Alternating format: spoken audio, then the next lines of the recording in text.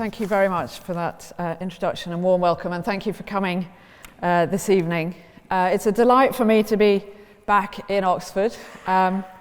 It's a city in which I spent, I think, 26 years of my life, but actually in those 26 years, I'm ashamed to say I never set foot in the Union. I was a student here, and I still never set foot in the Union. So this is a privilege. I don't think I was barred, but maybe I was. I'm delighted to be here this evening. And I'm going to talk about something that I'm quite passionate about, which is policing. I love it. I have had great satisfactions and great fulfillment being a police person. And I'm going to start by a sort of very brief introduction into modern policing, and hopefully, interestingly for you, a reminder of just how much has changed in the last 35 years. I left Oxford in 1983.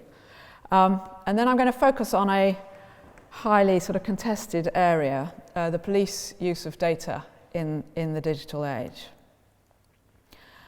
Policing always requires difficult decisions about the appropriate balance of important goods, appropriate balance, in modern parlance, of human rights. And if I asked any one of you what you thought the role of the police is, you'd probably all come up with something slightly different. In fact, I know you would. I've tested this out. It's not laid down in statute.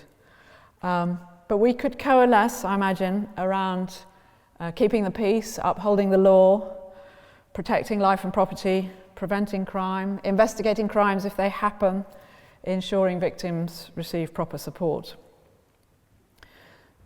If we then went to the next stage and asked what should be the priorities and how do you work those out, and indeed how should policing be done, I am sure we would have some very, very healthy debates, and we may do later on this afternoon.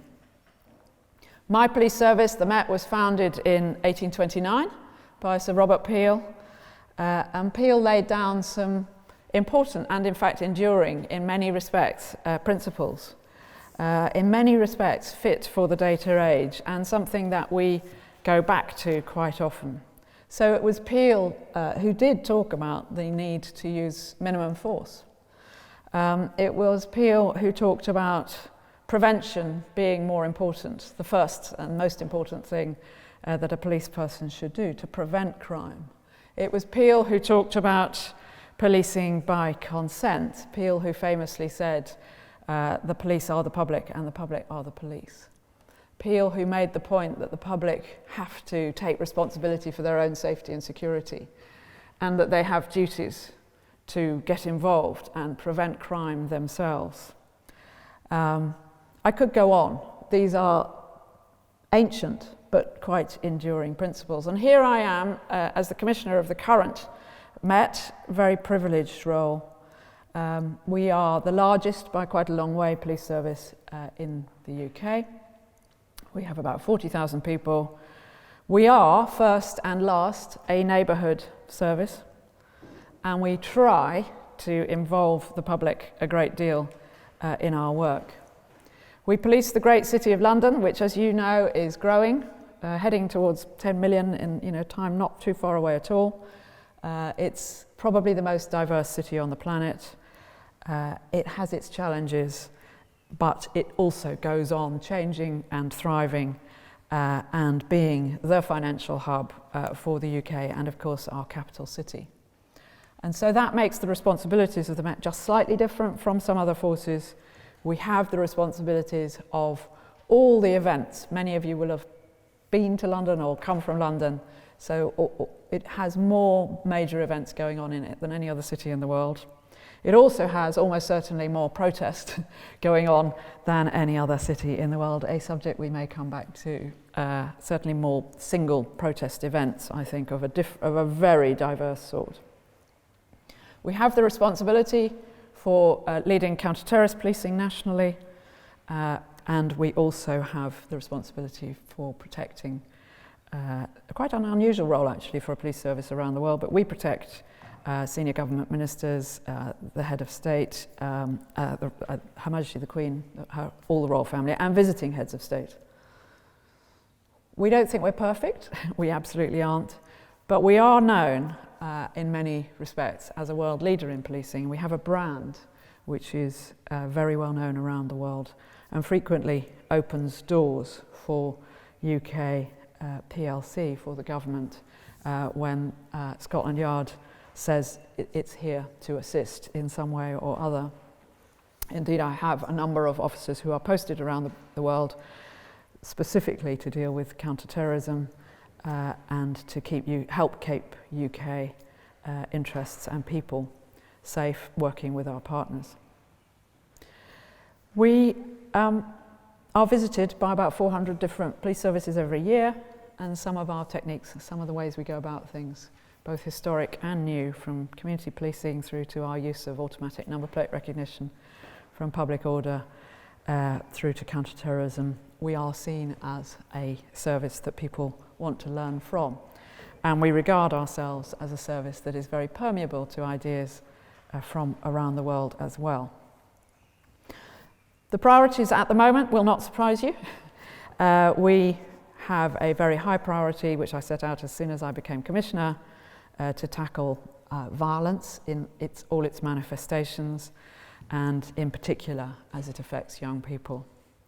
We have a priority to increase the confidence that the public have in their police service, and in particular to try to reduce the gap between those who are less confident and those who are more confident in their police service. I have a priority to ensure that my people feel that they are well led, well equipped, well supported, reasonably safe at work. And we want to be, which is where I come to my sort of dilemmas, if you like, later on, a world leader as a digital service in a modern, diverse democracy. We take our values very seriously. I know lots of organisations say that, but we really do. And you will hear people talking about them a lot. And if I think earlier this week, I was commending some officers for their various actions. And we talk about courage, we talk about compassion, we talk about integrity, we talk about professionalism. We also talk about impartiality. But when I was thinking about these commendations, I was commending an officer for an amazing piece of investigative work over several years that brought down, if you like, an Albanian-based organised crime group, huge amounts of drugs and money seized, and a multiplicity of people arrested. I was commending people who worked on the Grenfell Tower fire, those officers who spent 6 months in Grenfell Tower on their hands and knees, sifting through all the evidence, those officers who've worked with the families, those officers who worked in the mortuary. I was commending an officer who had thrown himself under a lorry which was on fire because the person who drove the lorry thought that he could put the fire out with some water, which he definitely could never have done. The officer knowing full well that the likely thing in a lorry like that is that the tyres will explode and cause a fireball, which indeed happened about 30 seconds after he managed to literally wrestle the man out. An officer who negotiated with, if you like, spoke to, gained the trust of a young woman who was intent on throwing herself off a balcony and grabbed hold of her at great personal risk. So our kind of values in those little stories are very obvious, but actually on an everyday they're very obvious. So as I speak, I know there will be officers running into very great danger. That's what they do. I know there will be officers treating people at the worst time in their lives with great humanity, helping somebody with mental health issues as they struggle, helping somebody in custody who is completely lost and has somehow found themselves committing a crime. Compassion and courage, and moral courage being shown all the time. I could go on. I hope you see I am proud of them and what they do, the people they are and what they stand for. As I said, I left here actually in 1982. I had a short, somewhat misguided spell in accountancy. And I worked in a fish and chip shop while messing about on the river for a while. But I became then a police officer on patrol in the West End of London. And it was a joy. I felt I made a difference. I still sometimes think I make a difference. And I loved working with the richest and the poorest in society, the most powerful, the most helpless, being with people at times of great celebration, and also, of course, trying to assist at times of desolation. When I look back, an awful lot has changed, and I would talk about it probably in two very big themes in terms of our service. The first thing is we are so much more accountable, transparent, less, frankly, arrogant, and I mean no disservice to my generation in the 80s, less secretive, less inward-looking. We are much more professional, and of course we are much more diverse. The second big theme, which will be true in all your lives as well and your parents' lives, is technology and communications have massively changed the police service. They've changed the way crime is enabled, and they've given us so many different opportunities. When I joined, can you believe DNA had not been invented? All the developments you'll see on the documentaries and dramas in forensic science, with the exception really of fingerprints, have happened in the last few decades.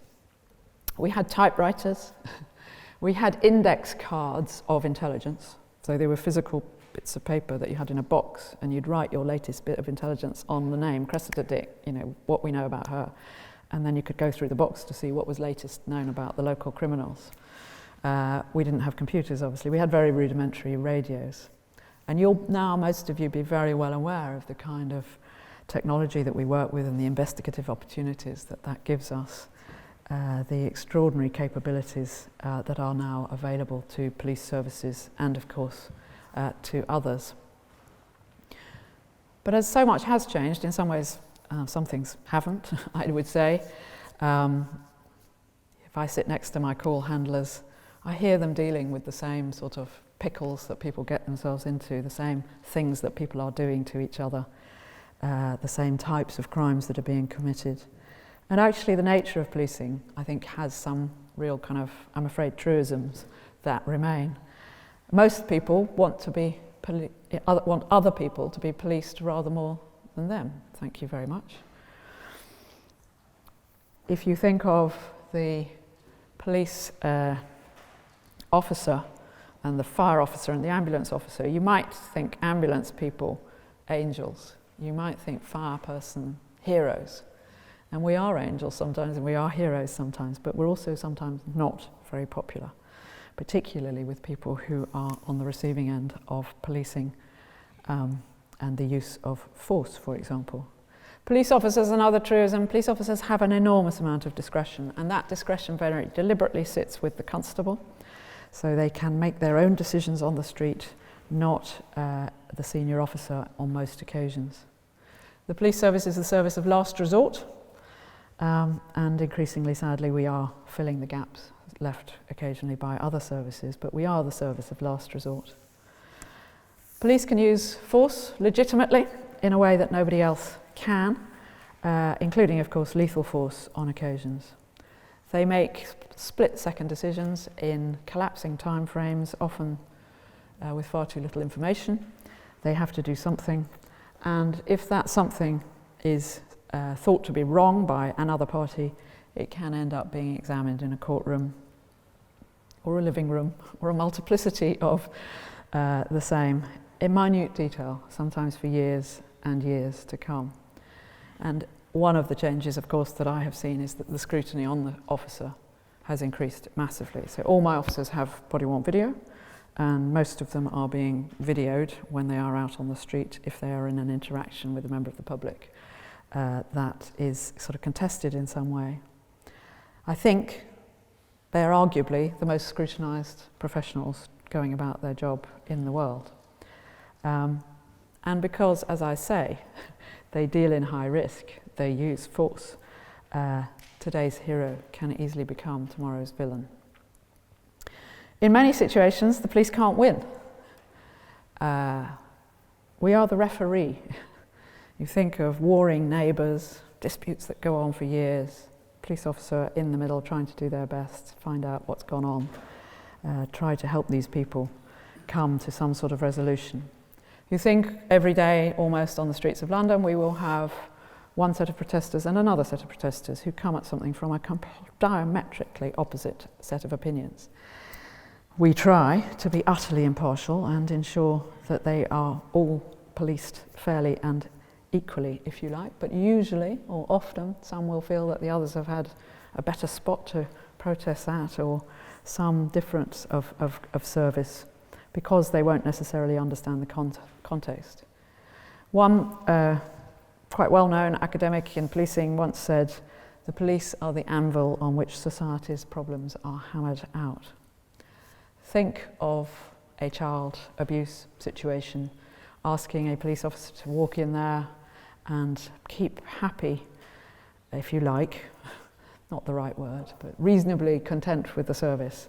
You know, the abuser, the child, the social services, the person who advocates for the child in court, and so on and so forth. It is sometimes a slightly thankless task, and therefore I have to rely on the fact that they're good people with good values and good training, doing their best in difficult situations. But for about half of my police service, we've operated with the Human Rights Act, and that gives us police people a very useful framework for solving some of our sort of age-old dilemmas. So ever since our founding, we and our public have debated how much force is it legitimate to use in a particular situation. How do we balance the freedom to protest, or in modern parlance, the freedom to express your opinion and the freedom to assemble, with other people's rights to go about their lawful business, whilst we protect life and property and prevent crime and disorder? How much can the police intrude into people's privacy? In intruding into a suspect's privacy, how much should we be able to intrude into other people's privacy? Members of their family, for example, passers-by. And it's this that I just want to focus on for a few minutes. So this is one of the big challenges for policing in the digital age. And I think there are some challenges which are rather unique to policing in the digital age, but happy to debate that with you. Firstly, and most significantly, is the extraordinary breadth of data sources that we are now required to retrieve, to examine, to exploit. Put simply, society quite rightly expects that the police should be able to assess a vast range of data in order to safeguard the public. Some of you will have seen that the Director General of MI5 commented on something quite similar earlier on today in the intelligence agency's world. But unlike in private industry or other branches of the public sector, we can't afford to discount categories of data or specific technologies. Whether we're talking about financial data, communications data, CCTV data, automatic number plate recognition, open source, seized digital data, I could go on. There is a public expectation that we should be able to use that data to both prevent and to detect crime. In this sense, policing is in an almost unique position. Almost no other agency or industry faces the same obligation to operate with this breadth of data types. And clearly the range of data types that we produce as a society is growing daily. As Andrew said today, the haystack is getting larger and the needle smaller. A practical example of this looks like this for our officers. If we think of CCTV today as opposed to 10 years ago, in some respects, 10 years ago, antiquated as it was a sort of halcyon era. We seized CCTV on something that was called a VHS cassette. We now recover CCTV in over 2,000 different digital formats from across London. So whilst we have much more CCTV available, and obviously that gives us lots of investigative opportunities, there's an ever-growing technical cost if we are to exploit it effectively. And this trend, I think, is obviously going to only increase, particularly we think about the Internet of Things, the ever-increasing range of digital devices that are used to support all our daily lives.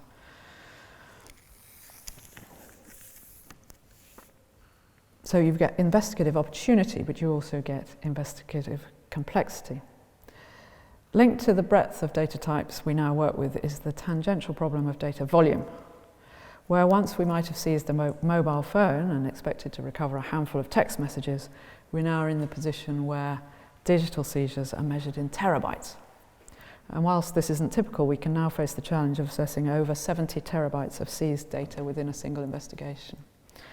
Now, some of you will be tech people, you're all going to be more tech than me, I suspect, but you may be thinking, well, 70 terabytes doesn't sound that much. Is it really that big? In the grand scheme of data volumes that are handled, particularly when compared to private industry, the actual volume isn't significant, but what is much more of relevance is the questions that we have to ask of that data.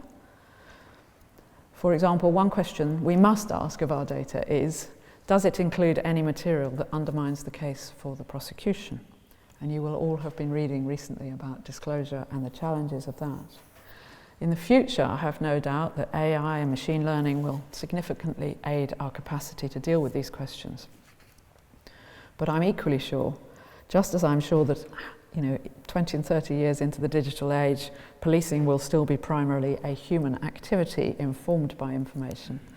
Actually, it is certainly the case that we will have to parallel some of these machine decisions with human decisions, and that is going to be a key challenge over the next 10 years. So those are some of our challenges: the breadth of data types, volume of data, the questions we particularly have to ask of it. Then there's the more sort of tactical question, really, of how data and technology act as a facilitator for offending, something I'm sure you will all have thought about. So technology is a really good lever for productivity in our activity, but equally and inevitably it can and clearly is very often used as a driver for unlawful activity. So if you think of the democratization of knowledge that the internet affords, we know that ready access to information via the internet can accelerate learning at a phenomenal pace. I'm sure you're all benefiting from that. But if used for an unlawful purpose, the pace of learning can fuel offending. Where once offenders may have had the intent or desire to escalate their offending, many were prevented from doing so fundamentally because they lacked the capacity, the gateway to entry for serious offending. And that was just too high for many of them. The democratization of knowledge has reversed this trend and allows the pathway to serious offending to be dramatically accelerated. Knowledge that might previously take an offender years to accumulate can now be obtained in seconds. Furthermore, there is a clear risk, and we see it, that the algorithm-based nature of our use of the internet steers those at risk of offending towards harmful material or perspectives. Offenders can be influenced by progressively more extremist views. Any predisposition to offending can be exacerbated and normalized, and the thoughts, the voices, the views that otherwise might have been curbed are actually now pushed and pushed and pushed. And when I make these remarks, I recognize that I may be sounding, a bit Luddite. I'm really not, and I'll come back to that. But you will be aware of other ways in which the internet enables crime, whether you're thinking about cyber, thinking about online child sexual exploitation, the formation of terrorist groups, the escalation of tit-for-tat violence. The fact that offending can happen at speed across jurisdictions and even continents is a very different challenge for us. And in that context, some of you will have seen that the government have recently published an online harms white paper, which, speaking for myself, I certainly broadly welcome, and I welcome the debate that will flow from that. Technology is going to continue to transform our lives. It's going to continue to transform our capacity to safeguard the public in future. It will, of course, also continue to empower offenders, and we have to respond to that. So we have to think about those threats, we've got to keep pace with them, and our solutions will obviously be driven by technology. So then the dilemmas. How far should the police go in exploiting technology to safeguard the public? Is there not a risk of us drifting progressively to some terrifying, omniscient police state? I think in answering the question, I've put a couple of ideas forward. I think we can take real lessons from our approach to using physical force to protect the public. That's a model that we've evolved with our public carefully over the last 190 years. The principles of how and when we intrude upon the rights of an individual, either through the use of force or through the exploitation of data, are, I believe, fundamentally the same. And I'll put forward here 4 core principles that we should adhere to in order to ensure that any intrusion on the rights of the individual is proportionate. Firstly, the principle of escalation. Begin at the lowest level of use of force or data intrusion and only escalate if needed from that point. You will know that in the Met today, the vast majority of my officers are unarmed. When dealing with those who may be violent, their starting point is conversation, not drawing a firearm, as probably occurs in many parts of the world. In our exploitation of data, we should follow the same approach, using minimal intrusion wherever possible and only escalating from that point when needed. Secondly, the principle of developing sufficient scope in our capabilities. Whilst our use of force model may often begin with a conversation, we have the capacity to escalate our use of force all the way through to very high level specialist firearms team in a short period of time. And you will have seen that, for example, in the response to the terrible attack at London Bridge, where within minutes specialist firearms officers are dealing with the threat and the offenders. So that breadth of capability gives the public and our officers indeed some reassurance that we can respond safely and quickly to a very wide range of physical threats. We need to do the same in our use of data. We need a kind of pyramidal model of intrusion where we use low intrusion capabilities often, but we have the capacity to escalate to highly intrusive capabilities infrequently if the risk dictates. Thirdly, the principle of gearing or tiering our use of force or data. So having sufficient tiered capabilities that we can accurately match our response to the risk posed. So we think about Taser. I would say it's a very good example of this approach, allowing officers to use actually very little force very accurately when potentially faced with life-threatening levels of violence. You will probably know that in the vast majority of cases in this country, when Taser is drawn,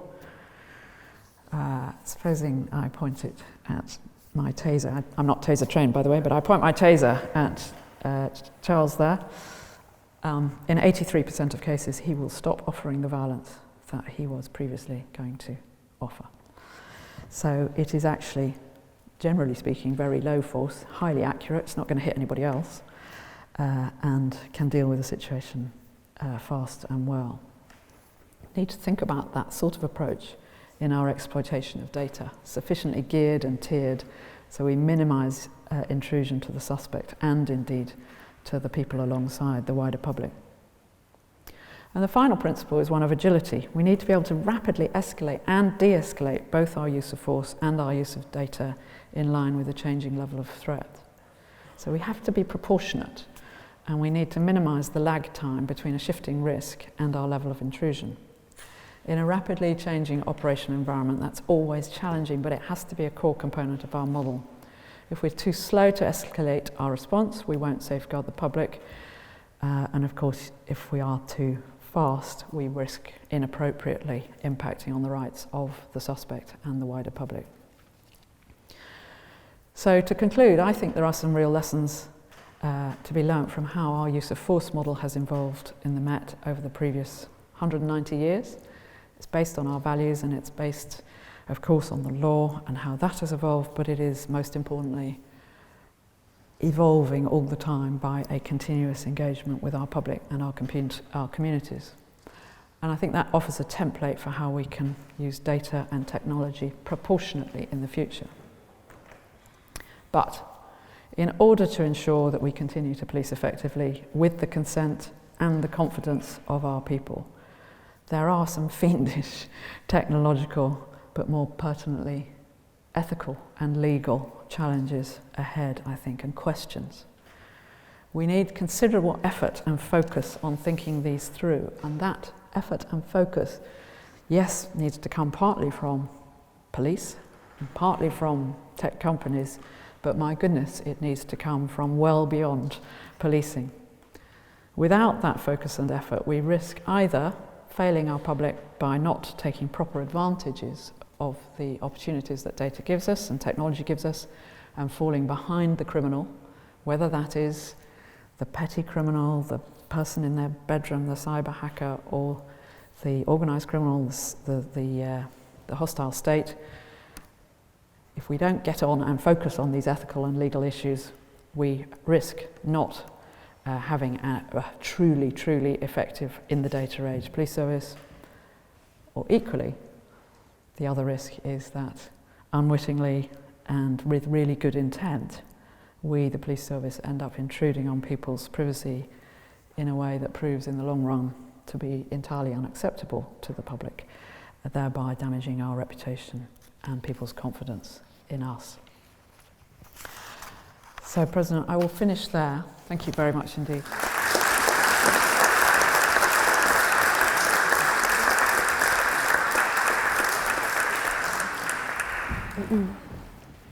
So, thank you very much for joining us today. I just wanted to start with talking about diversity in the police force.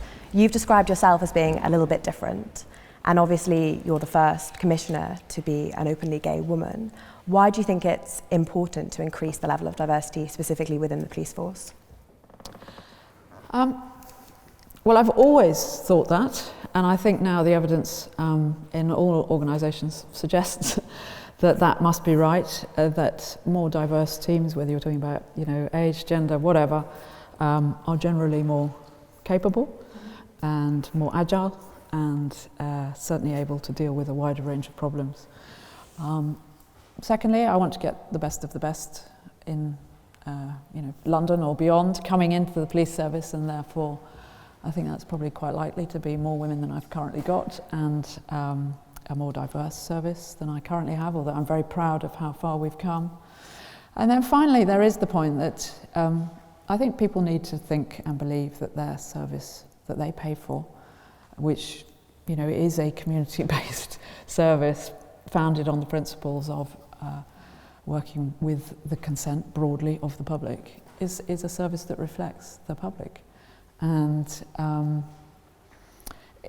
of itself, that doesn't immediately, by itself, increase trust. And we can think, all of us, of police services around the world that appear very diverse and have terrible community relationships. But there's no doubt it helps. And I walk around London a lot, talking to people, and I know that people relate to the service when they see people that seem to be like them. I see that every day. As it happens, I was at the 20th anniversary of the Admiral Duncan bombing last night in Old Compton Street, and during the service, spontaneous applause came out from all these people from that sort of primarily, not exclusively, but primarily gay community for their police service. And the words were, "You're so welcome here, we just want more of you." Well, I'm afraid that probably wasn't true. I started on patrol in the West End in 1983, probably wasn't true then. And I need it to be true of all our communities. So that's why I think it's important. There are a number of different reasons. And one of your top priorities, always, but especially since becoming commissioner, has been clamping down on violent crime, or as you say, putting the fear back into the criminal.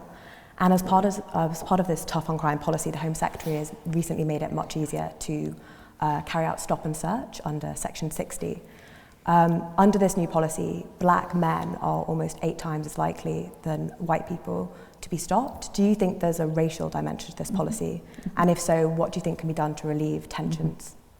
So our figures in London aren't quite like that, but I'm not going to argue those with you. I think this is UK. But what I would say is I've obviously led a service which has been sort of trying to face down, together with our public, a huge challenge of a lot of younger people getting dragged into criminality and using knives, and young people murdering each other, in essence, at higher rates and in group attacks in a way that we haven't seen before.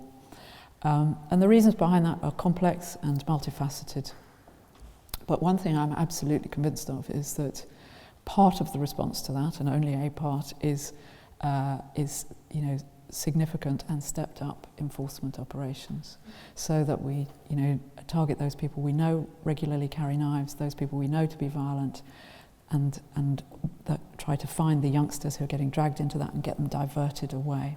Stop and search is just one thing we do, and in London what I can say is that for every white young man that we stop and every black young man that we stop, we have exactly the same, give or take 0.5%, 1% sometimes, success rate, if I can call it that. So we will find something illicit on about 1 in 3 of the people we stop. It makes no difference whether they're white or black.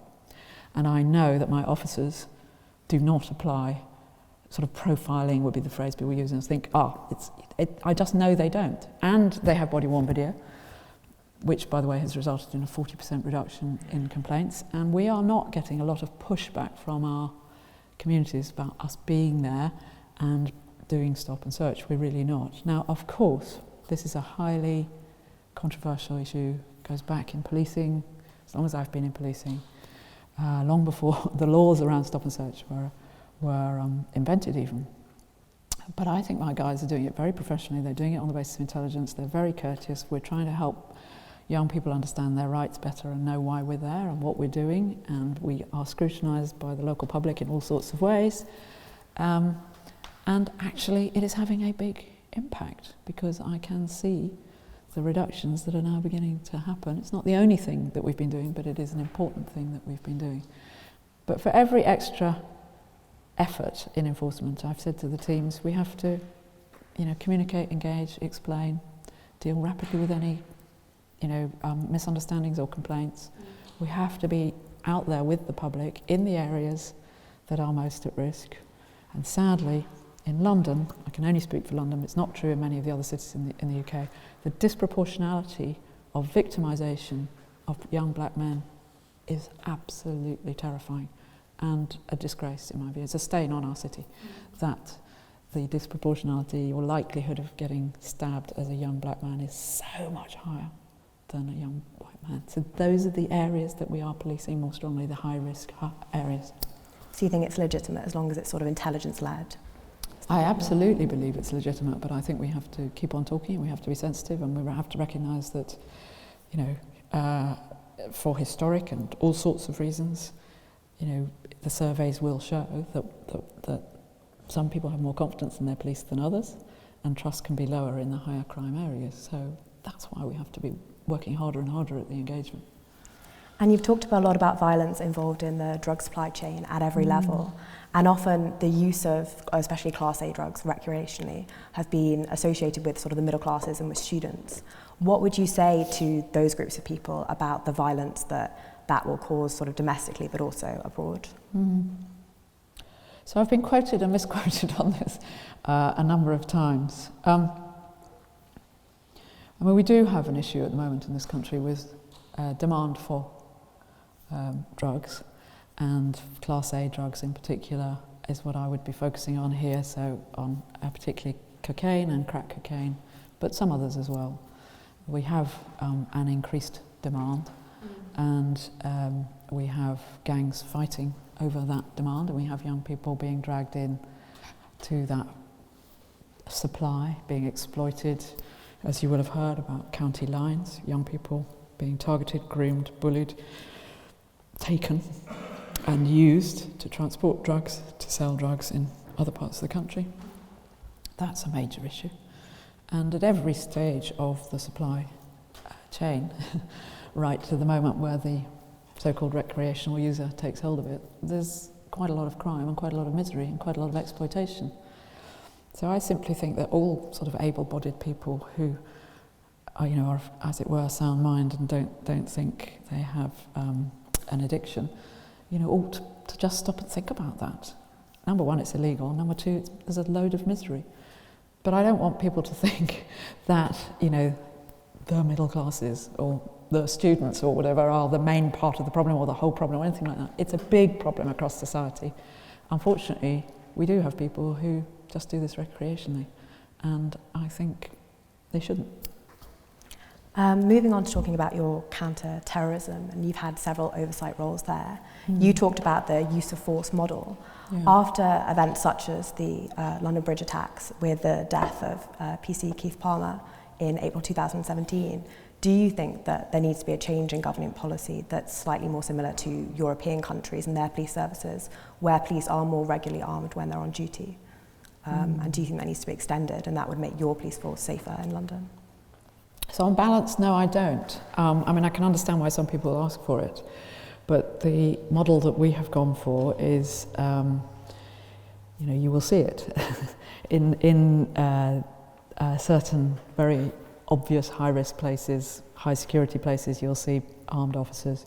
You'll also see a very large number of what we call armed response vehicles on the roads of London all the time, 24/7, who are trained now to a high level to deal, for example, with the determined attacker who might be very happy to be killed, the person who might be multiply armed. So they are available.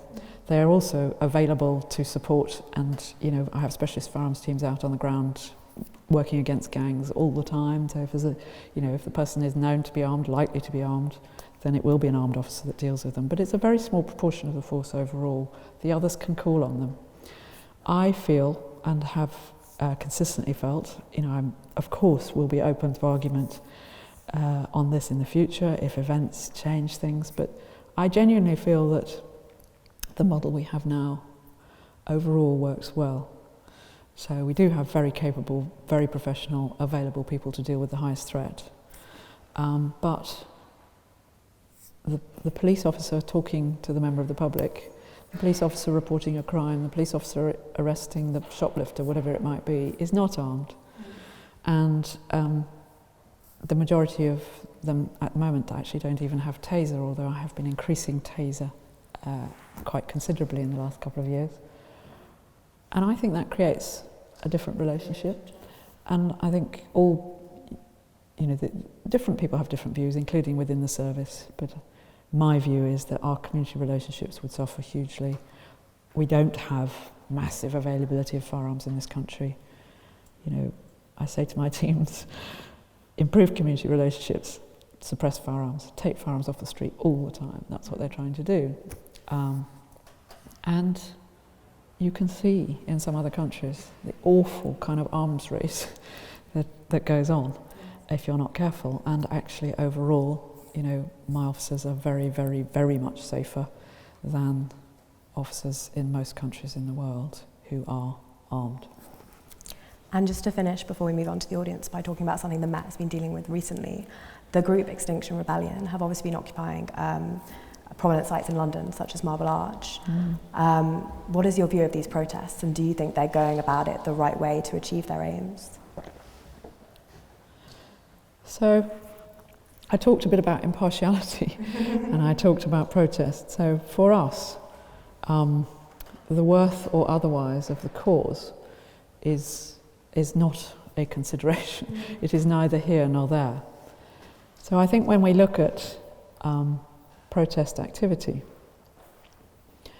we think about, everybody has the right to express their view, everybody has the right to assemble.